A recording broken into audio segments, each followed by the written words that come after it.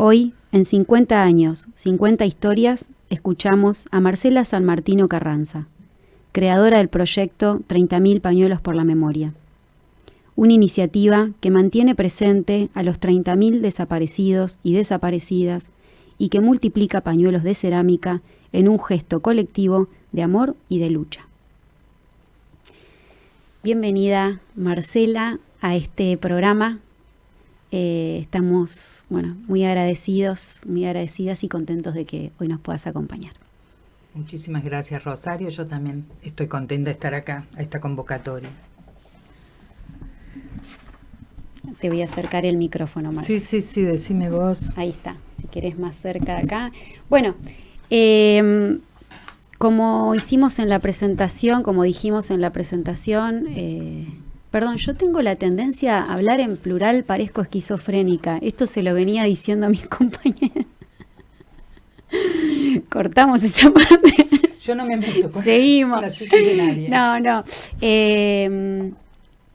No, estábamos muy contentos porque la verdad que hablábamos con la producción, acá con Darío, con Matías, esta campaña 30.000 pañuelos por la memoria que ya llegó a un montón de provincias e incluso a otros países y que surgió acá de La Plata, ¿no? Que todo tiene un origen, todo tiene una historia y ahí apareces vos, que además de esta iniciativa de los 30.000 pañuelos por la memoria, que queremos que nos cuentes de dónde surge, cómo surge y hacia dónde va, tenés otra historia personal que te conecta con esta historia de 50 años, de todos los procesos que se dieron desde la dictadura, desde 1976 hasta la actualidad.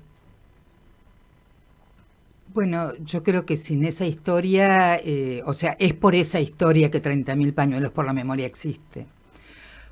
Porque creo que como muchos proyectos surge, la parte personal le da un compromiso que le pone la parte más afectiva, más fuerte, ¿no? No sé bien cómo expresarlo, pero... Que pone la pasión, ¿no? Ahí que pone la pasión, claro. Podríamos decir. Uh-huh. Mis tías, el proyecto yo siempre digo que es por los 30.000, por la memoria, por las madres, por un montón de cosas que podemos hablar, pero es en memoria de mis tías, que ellas tendrían más o menos mi edad, pocos años más. Por eso que fueron desaparecidas en Córdoba. El proyecto nace en La Plata, pero en realidad un poco en Córdoba también, uh-huh. Con un corazón cordobés. Uh-huh. Y de alguna forma son ellas las impulsoras, ¿no? de este proyecto, en el sentido de una necesidad de muchos años de poder trabajar por los 30.000, pero con ellas muy presentes, ¿no? ¿Cuál es la historia de tus tías? ¿Cómo se llamaban? ¿Qué edad tenían cuando desaparecieron? ¿Las conociste? Sí, por supuesto. Mis tías son las menores, eran de 8 hermanos. Mi mamá era la más grande y ellas eran las más... mamá le llevaba 20 años uh-huh. y empezó a parirnos a nosotros a los 21, así que... Más o menos, que claro, eran tus tías, pero podrían haber sido tus primas. Exacto, bien. Sí. Y además mi abuela ya era grande, mi abuela cuando las tuvo tenía 46 años, estamos hablando de hace mucho, no, ellas nacieron en el 57, 68 años atrás, una persona a los 46 años era muy grande para tener un hijo. Ella tuvo 2. Y mi vieja las crió bastante y estaban mucho en casa, porque además mis abuelos vivían en un pueblito que se llama San Francisco. Ellas nacieron ahí. Me matan los de San Francisco si digo pueblito. Es una señora ciudad ahora. en San Francisco y bueno, nosotros vivíamos en la ciudad, así que ellas pasaban mucho tiempo en casa y en la de los otros hermanos. Y sí hemos compartido mucho. Bueno, después por ahí podemos ver alguna foto, hemos compartido juegos, eran las hermanas mayores en realidad. ¿Las tenés ahí? Tengo acá las fotos, quería mostrar alguna. Pero las tenés también en el cartel. Las mellizas están acá en el cartel. Esta es la foto de sus fiestas de egresadas, que fue un año antes, un año y medio antes de desaparecer ellas. Qué lindas, ¿no? Hermosas. Mellizas, no eran iguales para mí, claro, para los otros. Sí, por eso el caso en Córdoba se conoce como las mellizas Carranza. Eran Cecilia Carranza y Adriana Carranza, ¿no? Y un María seguro tienen. Ahora, todas Cecilia, éramos María, creo que hasta el 90 todas fuimos María. Todas María, sí señora. Y bueno, ellas en el 75, a principios del 75, van a estudiar a Córdoba. Bueno, eran unas divinas. Para la época, si quieren, nos situamos y yo una vez escribí algo de cómo las recordaba ella, por ahí está, porque hicimos un libro de recordar vivos a los desaparecidos, ¿no? La figura del desaparecido siempre queda así, gente desaparecida y salas de torturas. Y no sé, bueno, fue gente que vivió, entonces en Córdoba se hizo una movida muy grande en el año 2007, más o menos, que en distintos lugares salieron libros recordando sus vidas, quienes eran vivos, ¿no? Y ellas eran muy vivaces, además muy inteligentes, y en el 75 se vinieron a estudiar a la ciudad. Primero fueron a lo de un tío, sí. A la ciudad de La Plata. De Córdoba. La todo ciudad esto es Córdoba. Todo Córdoba, yo soy cordobés, soy cordobesa en La Plata, vivo acá en La Plata hace 40 años. Bueno, después nos vas a contar pero ese, hasta los ese 20 viaje. estuve allá en Córdoba. Se fueron a la ciudad de Córdoba y empezaron a estudiar. Yo ahora lo que no me acuerdo es si enseguida o recién el año no, me parece que al toque empezaron a estudiar unas ciencias de la educación y otras ciencias de la información, como se llamaba en ese momento a periodismo, ¿no? Y bueno, el final de esa historia es que en el 76, el 5 de mayo del 76, se hace una redada en todo el país. Fue una noche trágica en un montón de ciudades y ahí se la llevan. Ese podría ser como el pantallazo del final. En el medio hay un montón de cosas, ¿no? ¿Ellas qué edad tenían cuando se las 18 años. Ajá. ¿Y se las llevan de la casa de tu abuela? No, mis abuelos seguían viviendo en San Francisco, en la ciudad de Córdoba. Ellas habían estado hasta el 75, estuvieron viviendo en lo de un tío mío. Pero justamente decidieron irse a vivir una pensión para estar solas, porque ya a mi tío no le gustaba lo que hacía. ¿Y qué hacían? Ellas eran militantes, las dos eran militantes del PRTERP. ¿Desde la secundaria? Estaban en el... No. Cuando arrancaron la universidad. Cuando arrancaron la universidad. En el 75 ellas ya militaban. No sé en qué momento empezaron a militar. Me parece que muy pronto que llegaron. O sea, venimos de una familia muy solidaria, no muy comprometida. O sea, sí comprometida con la realidad, pero un sector centro-derecha, digamos. Si vamos a hacer un resumen, ahora no se habla tanto así, es medio complicado explicar por ahí, pero ellas rompen con un modelo, ¿no? O sea, ellas rompen en la familia. Son la ruptura, espíritu que seguí yo y una de mis hermanas después, pero la familia es una familia tradicional en general. Ahora puedo comentar de cómo fue la búsqueda por ahí posterior y se puede entender eso, que es lo que pasó en muchas familias de Argentina, ¿no? Ellas eran muy solidarias. Yo lo que más me acuerdo me acuerdo muchas cosas de más chica, ¿no? Pero de esos últimos años, de verlas esas últimas veces, Iban mucho a casa a pedir ropa, a buscar, a ver si mi vieja les tiraba guita para esto o lo otro. Mi mamá las adoraba, ¿no? Para mamá eran sus hermanas y medio sus hijas también. Claro. ¿No? Y tengo muchos flashes. Uno de ellos es mamá diciendo, la Ceci diciendo, hablando, ¿no? Trabajan mucho en la maternidad. Y la Ceci, una de ellas, diciendo, me cago en Dios, Olgui. Y mi mamá diciéndole, me cacho en 10, Ceci, me cacho en 10. No, Olgui, me cago en Dios. Bueno, pues una familia muy religiosa, eso es la palabra que no me salía antes. Todos muy católicos, de la religión católica. Bueno. Y yo muchas cosas en realidad las sabemos una hermana mía y yo nomás, porque en el 2007, a partir del 2007, cuando nos convocan a este libro, para escribir este libro, yo empiezo a querer saber, ya digo, bueno, no se sabía nada, salvo que estuvieron en La Perla, y me conecto con alguien que fue amiga de ellas, que estuvo presa y estaba viviendo en San Francisco, Estados Unidos. Entonces por ahí mezclo datos de recuerdos y de cosas que supe después, ¿no? O sea, su militancia la supe hace en el año 2008, realmente cuál era su militancia. Cuando se la llevan, las habíamos visto, no hacía, bueno, pero hacía un tiempo ya que no se las veía, iban poco, mis abuelos estaban mucho cerca de la ciudad, pero ellas llevan poco. El día anterior a que desaparecieran es el cumpleaños de mi abuelo, de su padre, y habían ido el fin de semana, y mi abuelo le ha dicho, quédense, porque la universidad estaba de paro, ¿no? Estamos hablando de mayo del 76, o sea, no había universidad.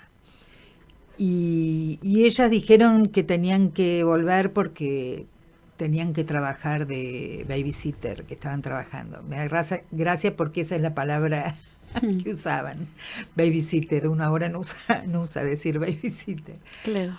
Y bueno, vinieron ahí ese día y llamaron a mi casa. En mi casa estaba solo mi hermana porque justamente mis viejos estaban en San Francisco, habían ido por el cumpleaños de mi abuelo y si estaban en casa y qué sé yo, y ya nos dijeron que estaba la pensión toda vuelta y después empezaron a aparecer algunos testigos que se las habían llevado gente que parecía que era gente de la aeronáutica.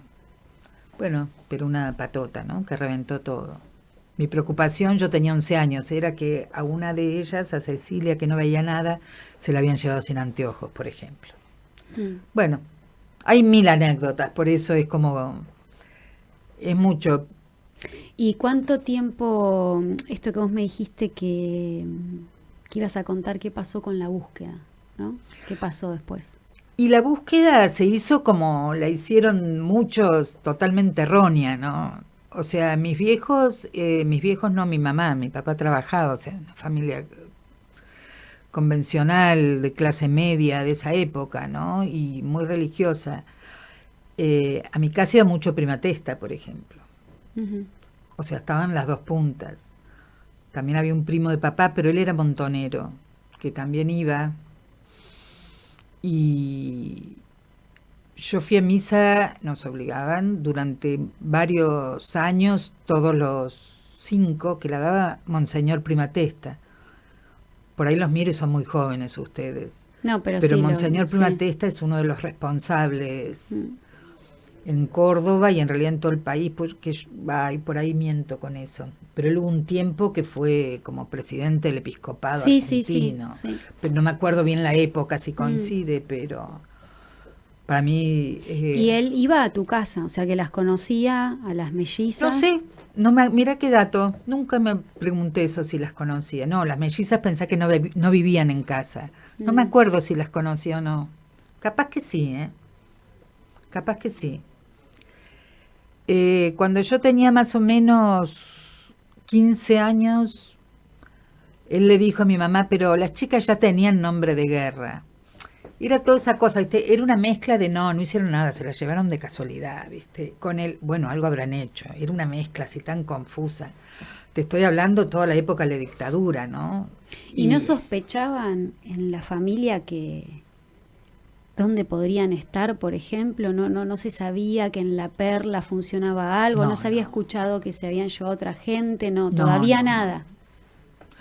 No, todavía nada. ¿Y qué pensaban que les había pasado? Ay, me da esta vergüenza decirlo, pero Prima Testa le dijo a mi mamá que las habían llevado a un centro de educación para, no sé, para moverles el coágulo, digo yo, para acomodarles las ideas, que era como pero con las palabras era lo más parecido a un centro de concentración, a un campo de concentración de lo que se te puede ocurrir. Pero no. ¿Y ellos, o sea, los padres y tu mamá le creían? Le creían. Y, por ejemplo, iban también a ver a militares, porque había contactos. Bueno, lo que pasa es que justo es un caso en Córdoba es un caso emblemático, el de las mellizas, fue un caso bastante complicado. Tiene un montón de aristas. Mi abuelo iba a hablar Perdón. Iba a hablar con Estamos tomando mate. Me parece, sí, está bueno. Iba a hablar con un milico, iba a anotar todos esos nombres, pero te dije que me estaba olvidando muchas cosas. No te preocupes por eso. Pero se da cuenta de las cosas al rato. Sí. Mi abuelo una vez fue a hablar con un milico, a ver que, por favor, que eran buenas chicas, que eran muy chicas, que si se habían equivocado, ¿no? Porque eso era muy común, los padres ir a pedir disculpas a los milicos. Uh-huh. Y no puedo ayudarlo, no sé nada, dice, pero seguro deben estar bien, 2 chicas tan hermosas y tan esto y tan lo otro, y les tiró algunas características, pero mi abuelo no cayó en el momento. El tipo cuando quiso volver no lo recibió nunca más, a mi abuelo. Digo, cosas así, ¿me entendés? O no sé bien cómo fue la historia, lo que yo me acuerdo por ahí, pero como que había una... No sé, iban a buscar ahí entre los milicos o con la curia. Por otro lado, o sea, donde mis abuelos pasaban sus vacaciones, pero no lo pensemos como es ahora, ¿no? O sea, era el lugar, era la casa familiar de mis tatarabuelos, por ejemplo, en un pueblito muy chiquito que se llama Los Molinos, cerca de Córdoba. A 2 pasos está el grupo de artillería 141, que recién ahora es centro de la memoria. El imaginario del pueblo quiere ubicar a las chicas que se las llevaron ahí cuando las desaparecieron, a este grupo de artillería que es a 1,5 kilómetros del pueblo, que es un pueblo muy pobre, muy chiquitito, que es donde mis abuelos tenían su casa. Su casa que venía de años, ¿no? Pero no cierra, no es claro que las hayan llevado ahí. Lo que sí es claro que en ese cuartel estuvo escondido Menéndez, o sea, estuvo mucho tiempo Menéndez. Y también estuvo, por ahí es el dato curioso, pero es lo que pasó en muchas familias, en la casa de un primo de un primo hermano de mis tías, que él estaba en Esmata, en el gremio, y que en ese momento estaba muy relacionado con, no me sale ahora cómo se llamaba la AAA en Córdoba, bueno,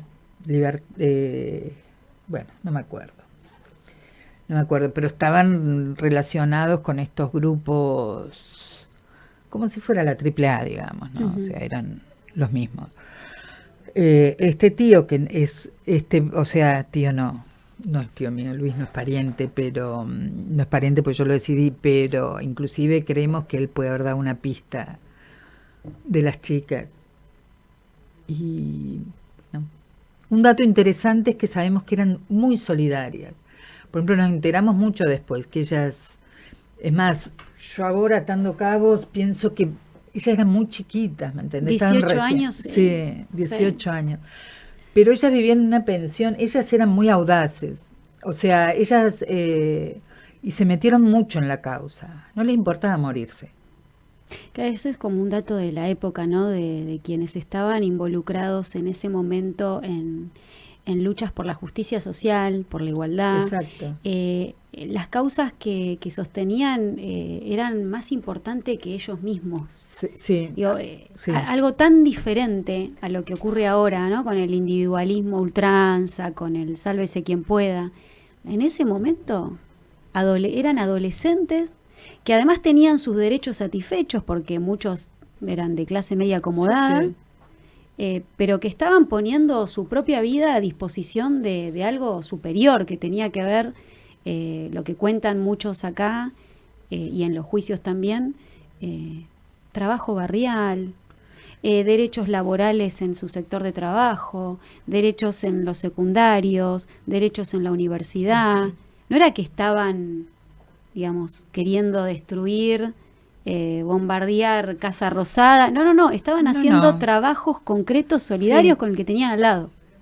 Sí, eran movimientos en las fábricas, o sea, trataban de concientizar, ¿no?, a la gente en las condiciones que trabajaba. Sé que en eso trabajaban ellas, que trabajaban en barrios, sí, como todo. El tema es que por ahí a los muy jóvenes también hubo mucha gente infiltrada. O sea, en organizaciones como el PRT, ojo, que no sé mucho, o sea, de esto yo he leído bastante, pero por ahí hay cosas que son muy difíciles de entender no estando ahí. O sea, pero eran complicadas las organizaciones. Pensá que eran células que se van formando de a uno, de a dos. No, pero porque estaban en riesgo. Claro, pero las formaciones así estaban en la clandestinidad absoluta. Estaba prohibido organizarse políticamente, estamos hablando de la dictadura. 5 de mayo del 76. Sí, pero el PRT empieza a actuar en el 75, ¿no? Claro. O sea, ellas empiezan a formarse en el 75, cuando... Que ya en Córdoba fue terrible el 75. Las muertes del 75 fueron espantosas. Y ellas empiezan a formarse en esa época, te digo. Y era una forma que uno por ahí no sé, habría que entender muchísimo de la historia y en sí del grupo en particular. Montoneros tenía otro actuar, ¿no? Pero en particular cómo funcionaban ellos. Sí. ¿Y ellas cómo saben ustedes que estuvieron en La Perla? Bueno, como todos decimos, o sea, uno firmar los cuerpos de las mellizas, no, esto es una pena y no lo digo, esto va a salir el año que viene y a Córdoba esperemos que no llegue. Por mí, no por ustedes. En La Perla hubo hace unos años, no tantos, muchos años igual, una huida de camiones con huesos a las salinas. Yo creo que eso es claro. Es más, es un hecho del que no se sabe mucho. Los camiones de Córdoba a las salinas.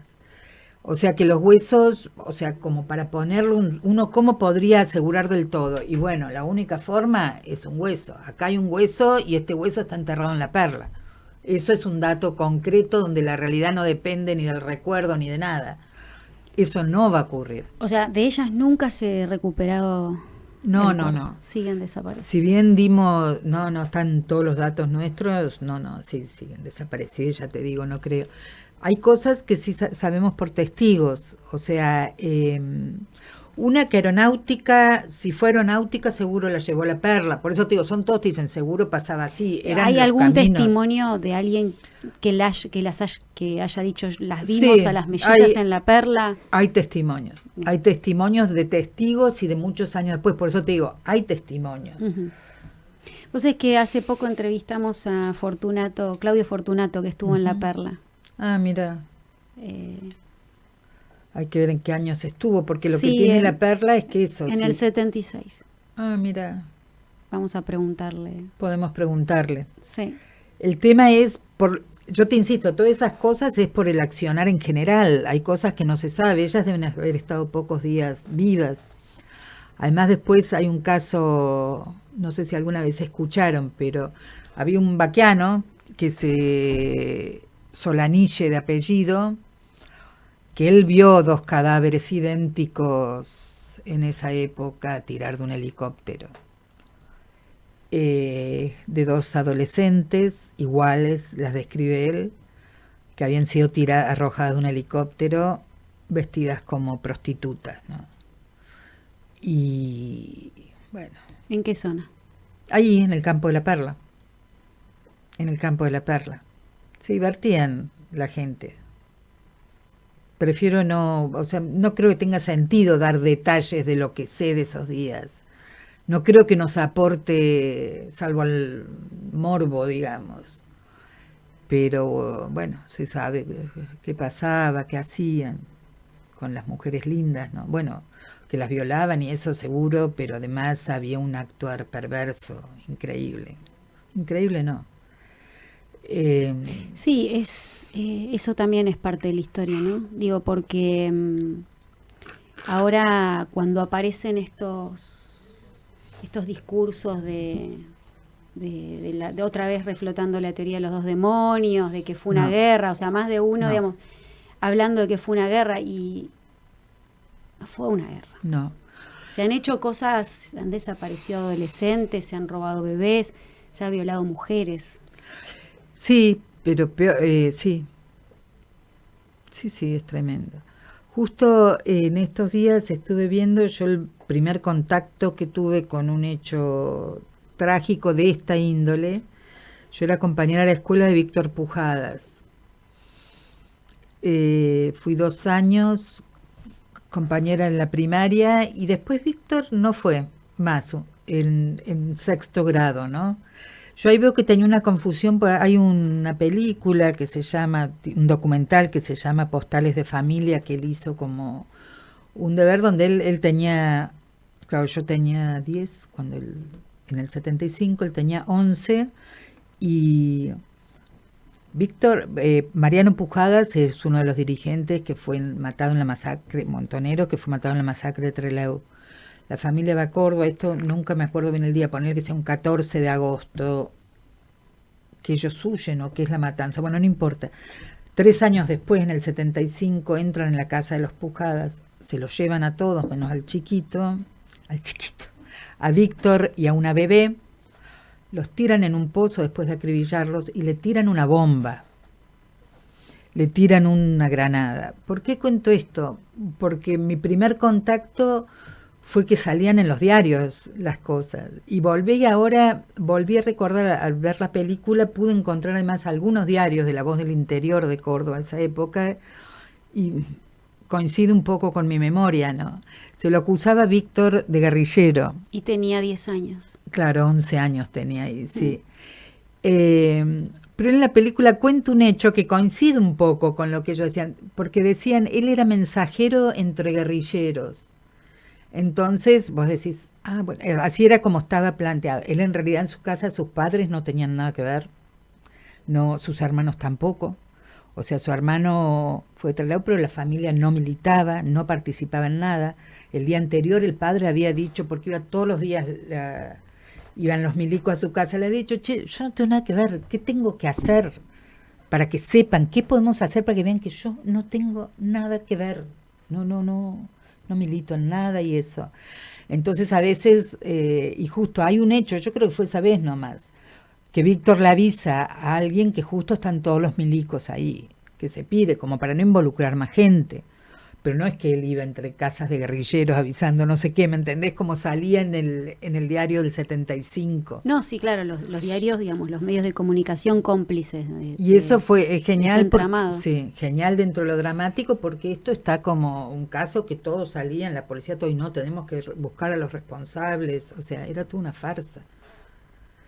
Y en el caso de tus tías, tus abuelos, cuando después vuelve la democracia, digamos, ellos, y empezó a conocerse, bueno, el juicio a las juntas, la CONADEP, ellos ¿tomaron noción ahí de lo que había sucedido o seguían con la ilusión de que iban a volver? ¿Qué pensaron que había pasado con sus hijas? No sé. Mis abuelos murieron en el 94.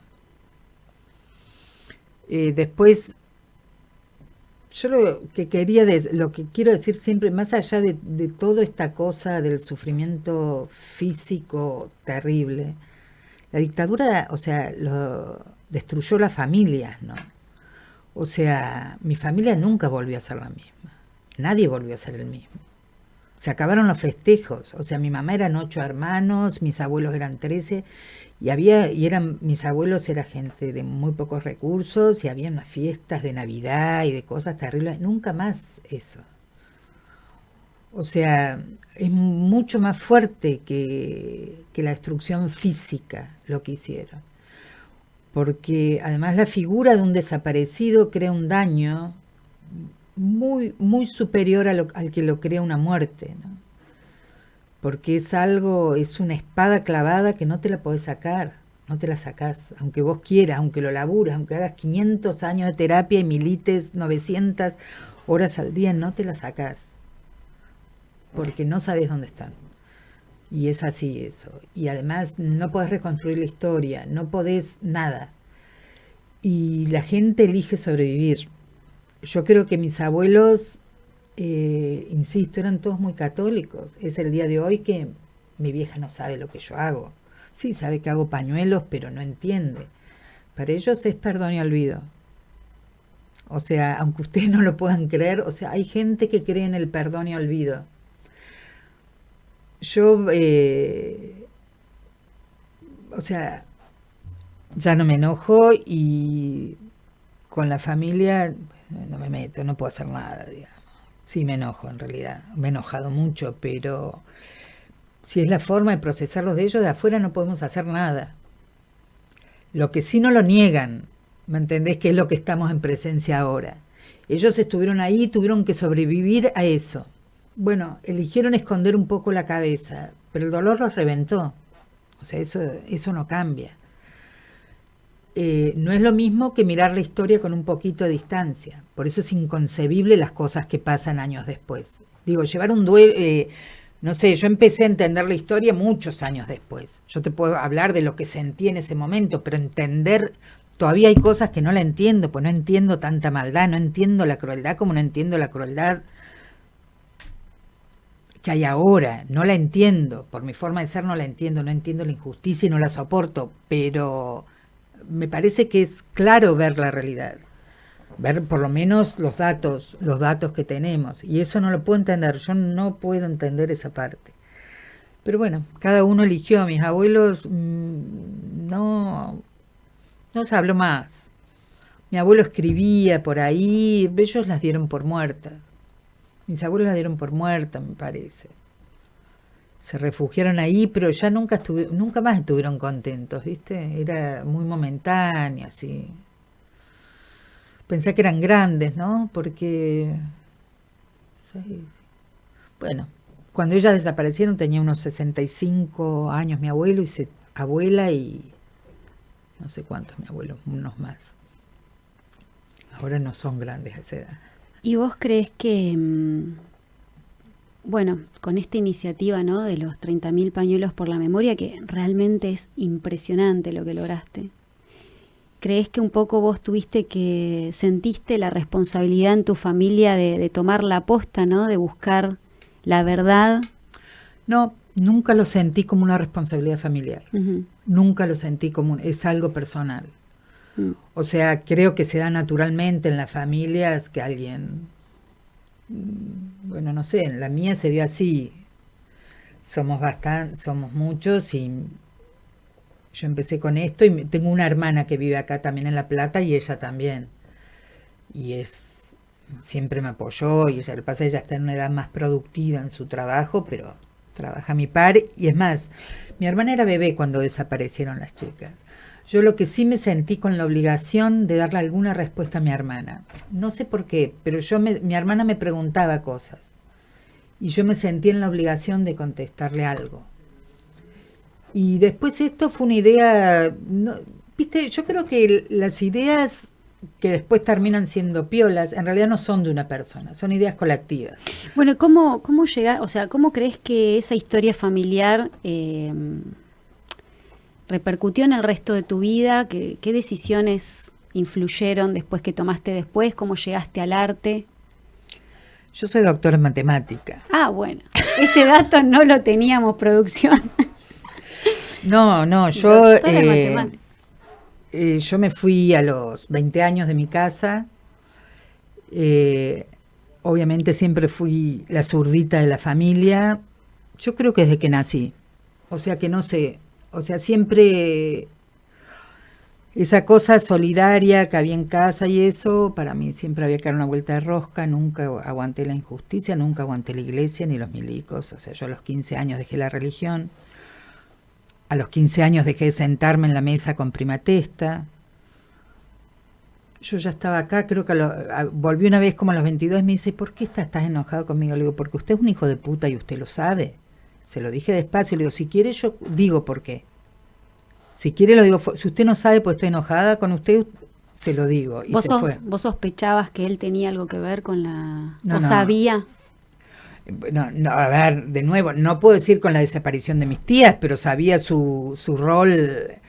No sé, estamos hablando de qué año. Bueno, ¿no? Del principio de los 90 o un poquito antes. Ya se sabía el rol de la iglesia. Sí, acá mucho lo tuvimos no. a Monseñor Plaza, Sí. y que estuvo involucrado incluso en la desaparición de su propio sobrino. Sí, sé perfectamente. Sí, no, es terrible el caso de Plaza. No, yo ya, claro que ya sabía que él estaba involucrado.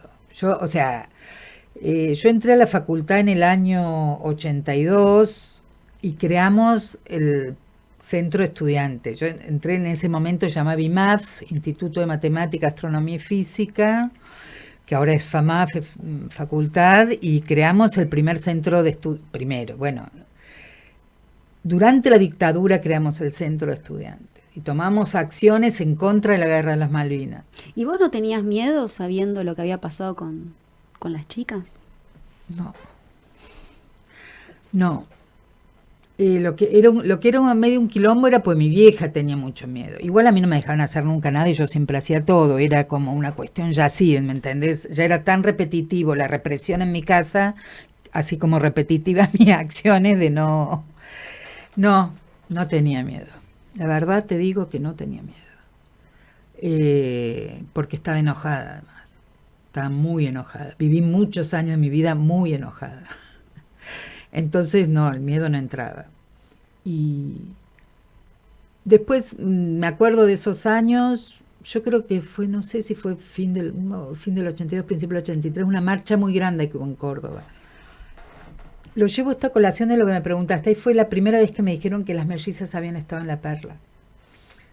Pero es muy raro, ¿viste? Cómo era, la gente no hablaba, la gente que había salido no hablaba, nada hablaba.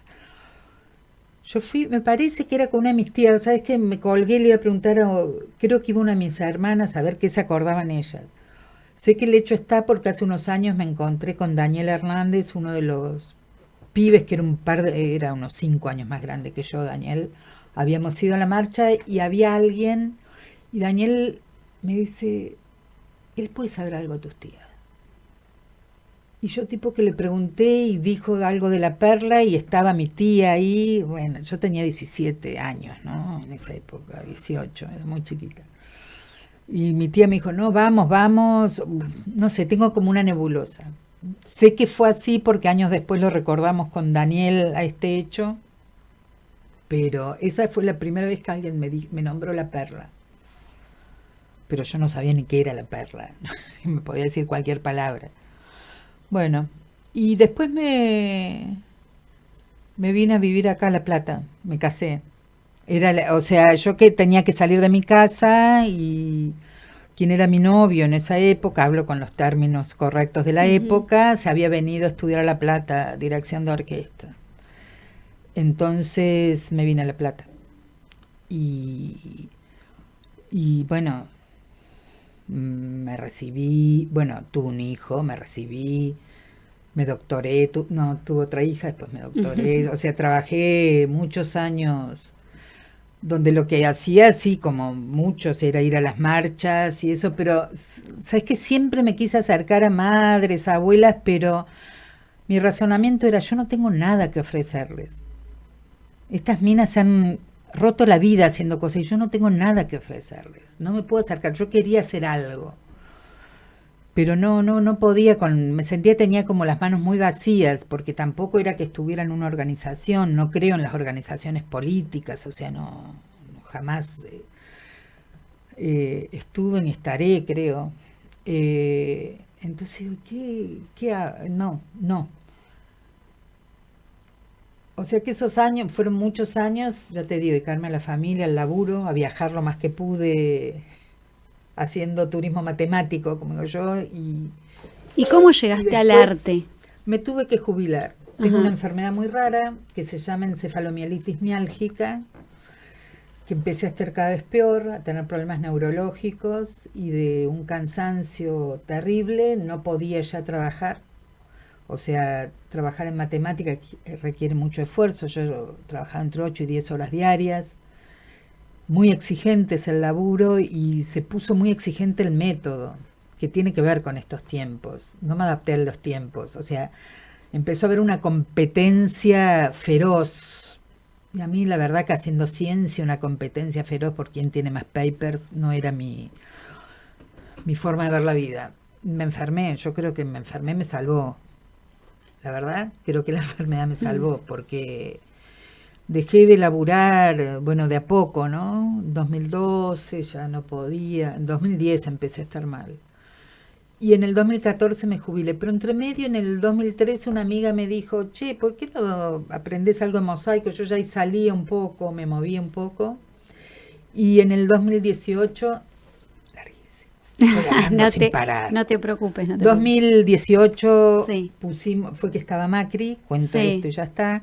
Yo les estaba enseñando a unas compañeras de la biblioteca del otro lado del árbol, que son todas amigas personales, eran por lo menos la mayoría, muchas siguen siendo amigas personales, un taller de mosaico.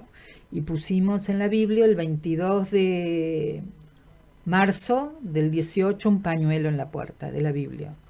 Y hablando con Paula, no sé si la conocen, a Paula Kriskowski, le dije, ¿te imaginas esto? Que hubiera en cada casa un pañuelo y en todos lados un pañuelo, y que la gente lo mire y se pregunte y llore si tiene que llorar, o que hable, o que consulte. Y Paula me dijo, hacelo, boluda. Somos muy amigas con Paula. Sí. Y eso fue el 22, el 25 largué una página, en abril salió un artículo en Cheque en Blanco, en la radio, y ya ahí en marzo se empezó a trabajar, y en abril ya había gente en distintos lugares del país trabajando, y ahí hay 180. Ahí se empezaron a sumar artistas de todos lados a la campaña. ¿Y cuántos pañuelos van ya colocados en las puertas de instituciones, casas particulares, institutos del Estado, ¿no? Hasta en el IPS, organizaciones sindicales, organizaciones sociales?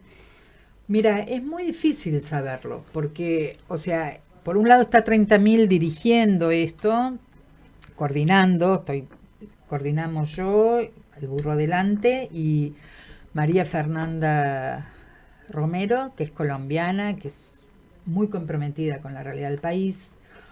Y entonces de ahí algunas cosas vemos, por eso hay 180 personas que ponen, que sabemos que están, pero permanentemente nos enteramos de grupos que hacen pañuelos que por ahí ni sabíamos. Llevamos un registro que vamos poniendo en un mapa, que ese registro debe tener cercano a 10.000, pero entregados debe haber, seguro hay más de 20.000, porque la gente entrega, y una gran protesta que hay es que no nos mandan la foto, no dan el registro.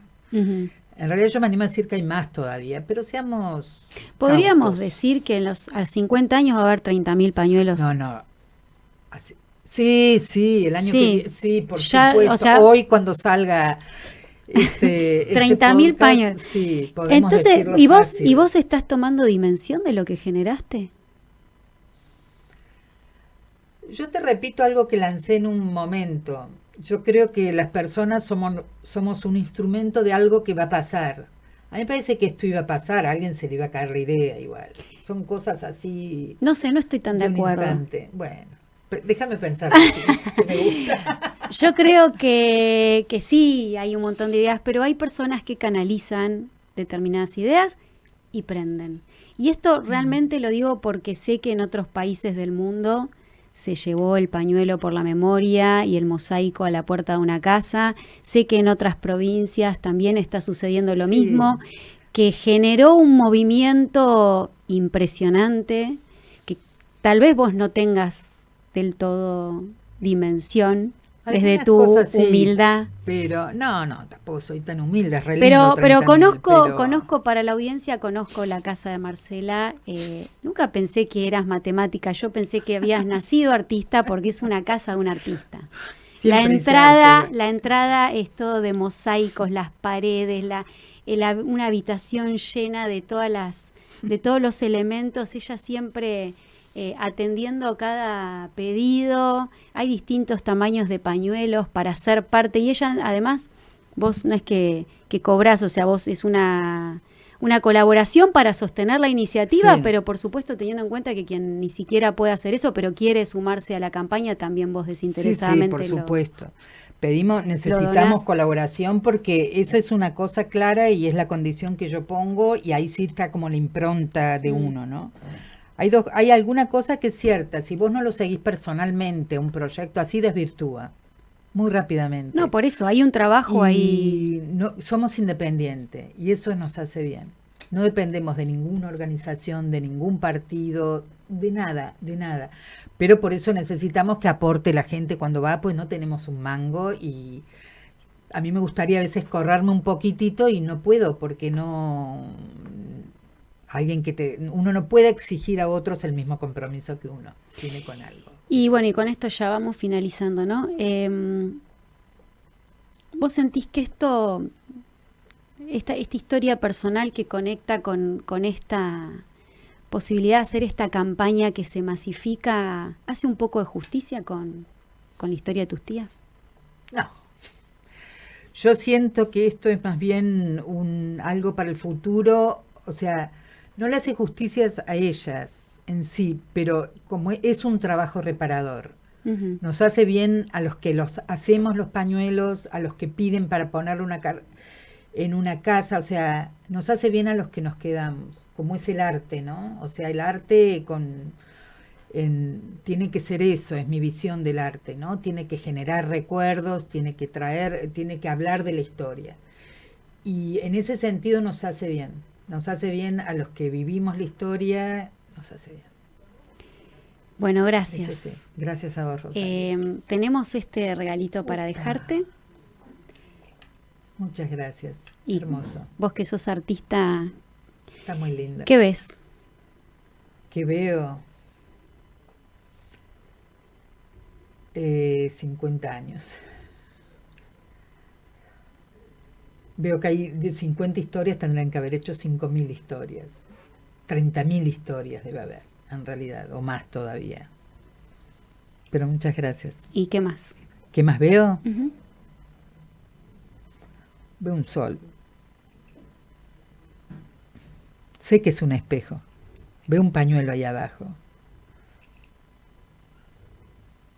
Yo no me veo. Eso tengo que decir, no sé qué más veo.